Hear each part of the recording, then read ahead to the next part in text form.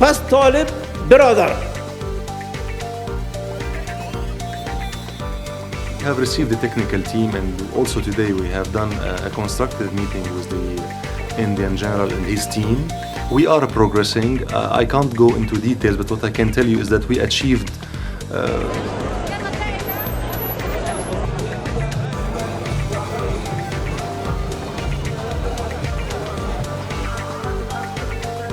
محمد السيد حسب الله، محمد السعيد مبارك، أشرف طارق شرعي، والتي أودت بالنار والترصد بأن بيتوا النية وعقدوا